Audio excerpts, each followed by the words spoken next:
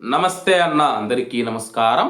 కువైట్లో ఉన్న భారతీయ పౌరులు ఎవరైతే ఉన్నారో 2026 పాస్పోర్టుకు సంబంధించి భారీ మార్పులు అయితే రావడం జరిగింది. ఇండియాలో చూసుకున్న, ప్రపంచవ్యాప్తంగా చూసుకున్నా కానీ భారతీయ పౌరులకు సంబంధించి 2026 పాస్పోర్టు నిబంధనల్లో కూడా భారీ మార్పులు వచ్చాయి.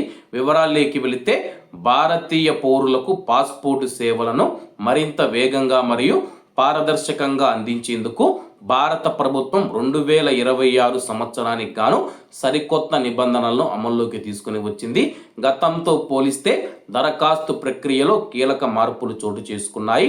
డాక్యుమెంట్ల వెరిఫికేషన్ నుంచి ఫీజుల చెల్లింపు వరకు అంతా డిజిటల్ రూపంలోకి మారిపోయింది. ఆన్లైన్ దరఖాస్తు ఫారం నింపే సమయంలో తప్పులను గుర్తించే స్మార్ట్ వ్యాలిడేషన్ టూల్స్ ను కూడా ప్రవేశపెట్టారు.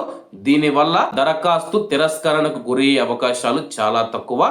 ఇకపైన ఫిజికల్ కాపీల కంటే ప్రభుత్వ గుర్తింపు పొందిన డిజిటల్ డాక్యుమెంట్లకే అధికారులు ప్రాధాన్యతనిస్తారు.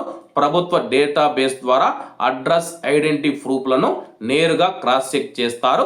పాస్పోర్టు సేవా కేంద్రాలలో అపాయింట్మెంట్లు ఇప్పుడు రియల్ టైంలో అప్డేట్ అవుతాయి. దీనివల్ల దరఖాస్తుదారులు చివరి నిమిషంలో ఇబ్బంది పడకుండా ఖాళీగా ఉన్న స్లాట్లను బుక్ చేసుకోవచ్చు.